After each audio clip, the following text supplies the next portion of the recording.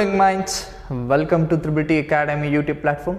ಈ ಒಂದು ವಿಡಿಯೋದಲ್ಲಿ ನಿಮಗೆ ಕಾಮೆಡ್ಗೆ KCET ಮ್ಯಾನೇಜ್ಮೆಂಟ್ ಹಾಗೆ ಸ್ಪೆಷಲ್ ಕ್ಯಾಟಗರಿಗೆ ಎಷ್ಟು ಪರ್ಸೆಂಟ್ ಸೀಟ್ ರಿಸರ್ವ್ಡ್ ಆಗುತ್ತೆ ಅನ್ನೋದ್ರ ಕುರಿತಾದಂತೆ ಮಾಹಿತಿ ಕೊಡ್ತಾ ಅದರ ಎಲ್ಲದರ ಡಿಫ್ರೆನ್ಸ್ ಏನು ಅನ್ನೋದ್ರ ಕುರಿತಾದಂತೆಯೂ ಹೇಳ್ತೀನಿ.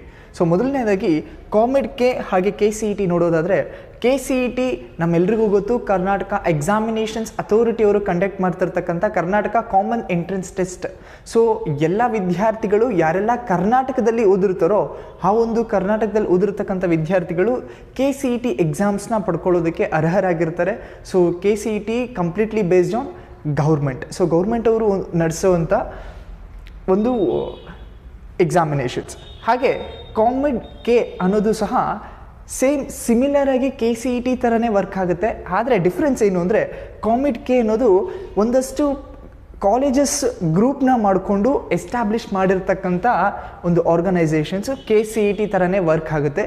ಸೊ ಈ ಕಾಮೆಡ್ಗೆಯಲ್ಲಿ ಯಾರೆಲ್ಲ ಕರ್ನಾಟಕದಿಂದ ಆಚೆ ಓದಿದಾರೋ ಸೊ ಅವರು ಕರ್ನಾಟಕಕ್ಕೆ ಬಂದು ಈ ಒಂದು ಪರ್ಟಿಕ್ಯುಲರ್ ಎಕ್ಸಾಮಿನೇಷನ್ಸ್ ತಗೊಳ್ಳೋದ್ರ ಮುಖಾಂತರ ಅವರು ಕರ್ನಾಟಕದಲ್ಲಿ ಓದೋದಕ್ಕೆ ಶುರು ಮಾಡ್ಬೋದು. ಸೊ ಮ್ಯಾನೇಜ್ಮೆಂಟ್ ಕೋಟಾ ತಮ್ಮೆಲ್ರಿಗೂ ಗೊತ್ತಾ ಇದೆ, ಪ್ರೈವೇಟ್ ಕಾಲೇಜಸ್ ಈ KCET ಹಾಗೆ ಕಾಮೆಡ್ಗೆ ಎರಡಕ್ಕೂ ಎಲಿಜಿಬಲ್ ಆಗಿಲ್ಲ ಅಂದರೆ ನಾವು ಮ್ಯಾನೇಜ್ಮೆಂಟ್ ಕೋಟಾಗೆ ಹೋಗ್ತೀವಿ ಅಂತ ಮ್ಯಾನೇಜ್ಮೆಂಟ್ ಕೋಟಾ ಹೋಗುತ್ತೆ. ಸೊ ಮ್ಯಾನೇಜ್ಮೆಂಟ್ ಕೋಟಾದಲ್ಲಿ ಪ್ರತಿಯೊಂದು ಕಾಲೇಜಸ್ಸು ವೇರಿ ಆಗುತ್ತೆ in case of their fee structures. What is special category? Special category ಅಂತಂದರೆ ತಮ್ಮೆಲ್ರಿಗೂ ಗೊತ್ತು, ಯಾರೆಲ್ಲ ಸ್ಪೋರ್ಟ್ಸ್ ಮುಖಾಂತರ ಹೋಗಿರ್ತಾರೋ ಸೊ ಈ ಥರ ವಿದ್ಯಾರ್ಥಿಗಳಿಗೆ ಸ್ಪೆಷಲ್ ಕ್ಯಾಟಗರಿ ಕೋಟಾನ ಕೊಡ್ತಾರೆ. ಸೊ ಯಾರೆಲ್ಲ ಸ್ಪೆಷಲ್ ಕ್ಯಾಟಗರಿ ಕೋಟಾ ಥ್ರೂ ಹೋಗ್ತಾರೋ ಅವ್ರಿಗೆ ಟೋಟಲ್ ನಂಬರ್ ಆಫ್ ಸೀಟ್ಸಲ್ಲಿ 5% ರಿಸರ್ವ್ಡ್ ಕೊಡ್ತಾರೆ. 5% ರಿಸರ್ವ್ಡ್ನ ಸ್ಪೆಷಲ್ ಕ್ಯಾಟಗರಿ ಕೊಡ್ತಾರೆ. ಹಾಗೆ 20% ರಿಸರ್ವ್ಡ್ನ ಮ್ಯಾನೇಜ್ಮೆಂಟ್ ಕೋಟಾದವ್ರಿಗೆ ಕೊಡ್ತಾರೆ. ದೆನ್ 30% ರಿಸರ್ವ್ಡ್ನ ಕಾಮೆಡ್ಗೆ ಕೊಡ್ತಾರೆ. ಹಾಗೆ 45% ರಿಸರ್ವ್ ಸೀಟ್ಸ್ನ KCET ಅಥಾರಿಟಿಗೆ ಬರುತ್ತೆ.